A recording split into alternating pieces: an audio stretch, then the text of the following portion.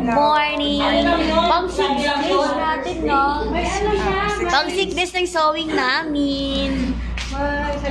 Sewing namin for today's video. Kasama niyang pupunta sila. Ay, ibig sabihin yung first day natin, wala pa rin sila. Ayan na ang machine, oh.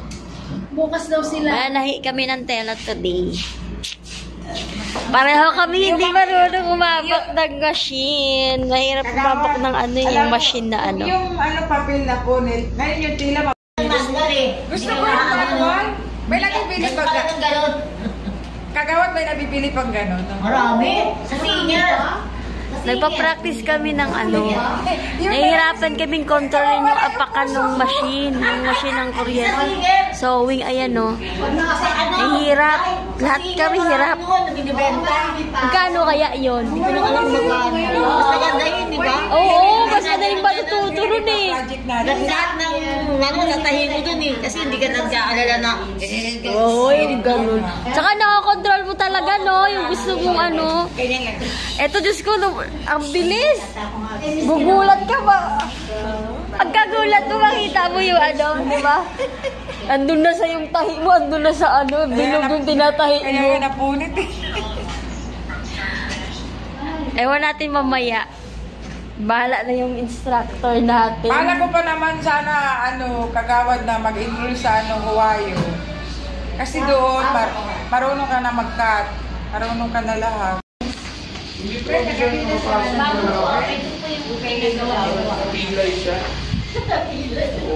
Ayan ang aming pag nag-ano kayo ng palda or ng kayo mismo, kaya as much as possible, sari-sarili.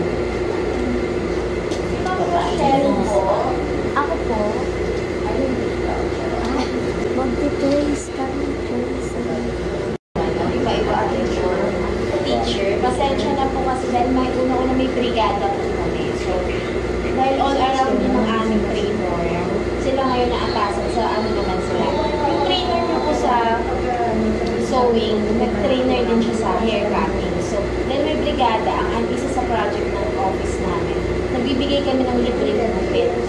Ngayon sa mga bata na kaka-start lang, nasa asinan na elementary school.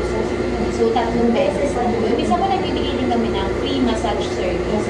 Depende po sa mga nagre-request sa amin kung ano yung gusto nyo ng service. Anyway po, at dahil lahat may kantsa na po tayo. Excited na ba? Hindi. Ay, kapag. Babalik tayo sa day 1. Excited na po ba kayo? Yes, ma'am. Please, 1/4 sheet of paper. Mag-e-exam tayo. Wala kami. Charot lang po. Anyway, lahat po ba? Para meron po, no? So, ang gagawin ko po ngayon, mag-tracing kayo.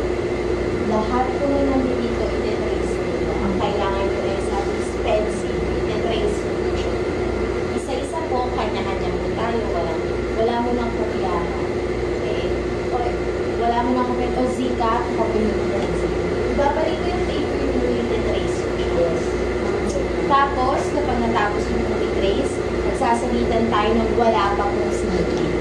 I-trace nyo. Kasi po, pag nag-start kayo ng sinulid, hindi na po siya pwedeng balik-balikan. So, as much as possible, kung kaya natin puruhin na yung line, perfect na, wala nang pupunta sa kabalan, wala nang pupunta sa forestry o kalaklan, ha?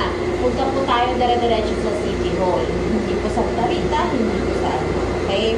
So, before that, siguro tomorrow, baka ituruan na kayo ng may sinulid. Na nagkakamali po kasi tayo sa paggamit ng sinulid, mabilis makasira ng makina. Sa mga may na po, experience na sa alam nila yung procedure. So, tracing po muna tayo, pagkabigay nito na sa'yo. And then, babalik tayo sa ganyan. Yung ita-trace nyo lang din po ulit si Karayon sa nyo, as much as possible, ma-perfect nyo po. And then, by tomorrow, meron na po kayong sinuli. At doon na po kayo bibigyan ng scoring na minamit. Okay, focusing tayo sa tracing for this. Kayo ay bago, kayo Ako yung bago. Sige, mag-moment tayo ng prayer.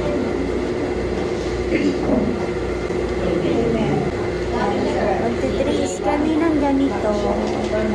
Trace kami.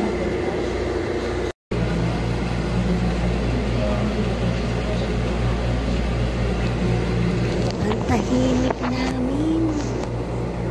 Ang tahimik.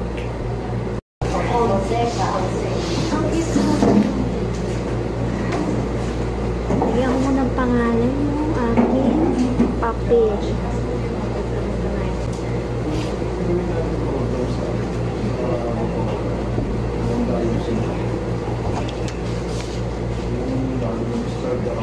Mas better po na ano, ayan, ganyan sa ako. Mas na kayo iba, ginagaya ng mundo.